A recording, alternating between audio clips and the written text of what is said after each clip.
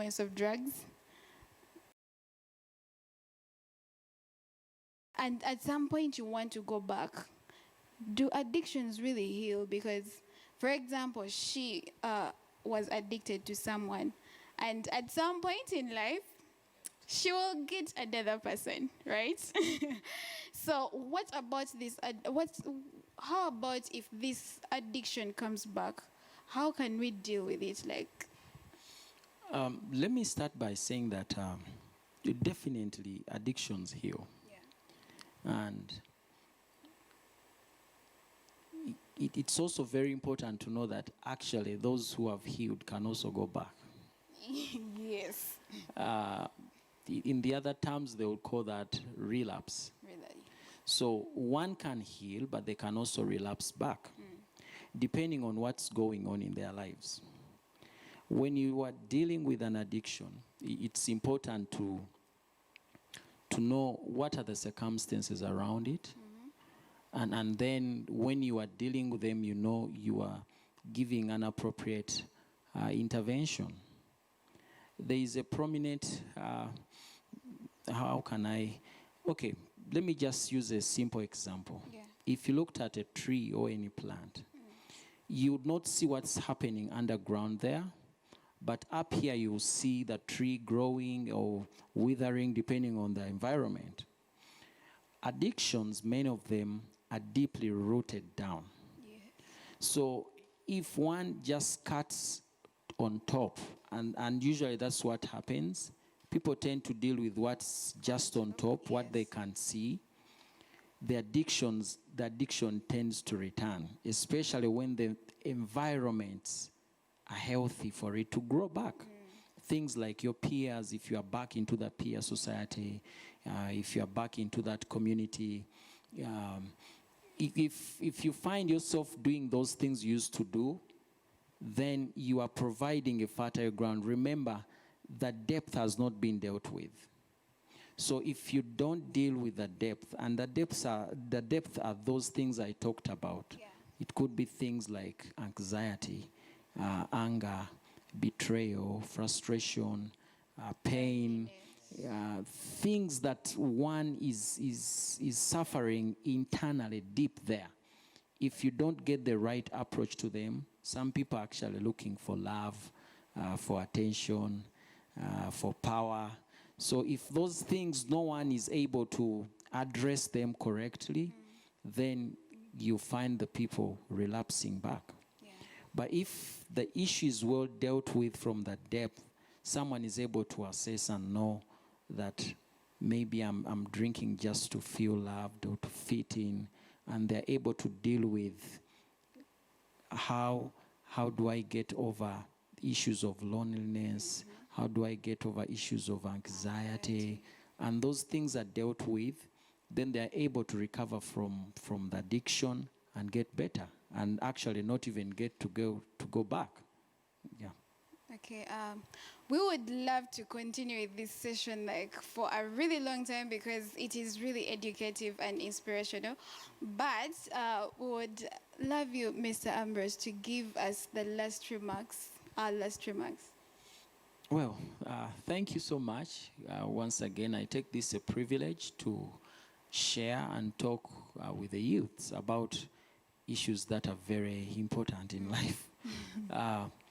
I would say that no one wakes up to say they are going to be addicted or addictive. Yeah. But usually circumstances come along and then they are trapped into it.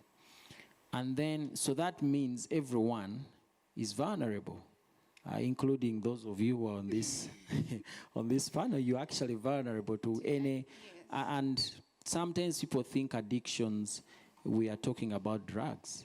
But people are also addicted to non-substance things or use, things like TV, work, shopping, eating, phones, all that. Yeah.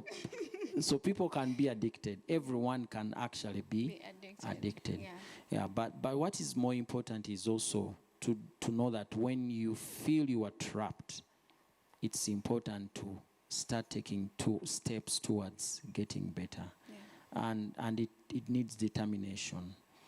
It needs determination. You keep finding difficult, but keep at it. Keep focused. And I know that's what the Bible says. Don't get tired of doing good. Yeah. So if you know it's the right thing for me to get out of this habit, keep at it. Even when you feel you failed, keep at it. That's right. Yeah, and then maybe lastly, please seek help. Seek help. I know there is help there. In church, there is help. There's help. I know sometimes people feel they'll be judged and all that. But remember, the Bible says Christ came for those who are lost. Yeah. So that should give you a starting point to know that anyway, church is meant for that. If it's not doing that, then look for probably another source that can offer it in a safe and healthy way to help you get out of it. Yeah. Having said that, still I want to say thank you so much for the privilege to share with the youth. Many blessings. Please don't keep quiet. Don't die alone. Thank you. Okay, I want you guys to also give us your last remarks, because there might be someone out there who is dealing with the same issues that you were dealing with. What would be your last words to them? I'd like to say to the people out there, you should just let something go if it's really not making you happy. Learn to move on. Yeah, we can all be addicted, but eventually time heals. There's more to life than just a girl or a boy or anything. You're right. That's powerful. That's powerful. Me, I'll give out a quote. There's someone I quote from mostly. He's called David Archuleta. He spoke of a quote saying, "The goal isn't to be sober. The goal is to love yourself so much that you don't drink." That to me helped me to know that if I really love myself, I don't need to drink or take weed. And my advice to any youth out there that is suffering from addiction is that inside you, it's upon you to say that I'm going to stop.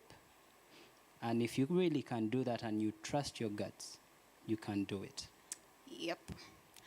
Oh, I feel this show has been more inspirational and educative today, and I feel so blessed to have you guys on this show. I don't know about you, but I really feel so blessed.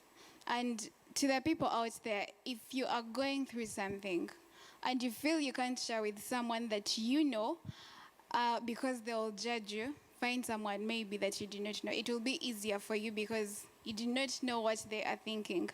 I don't know. But I've taken a lot from this show. I've taken like a lot from Timo, from Rachel, from the counselor, and thank you so much.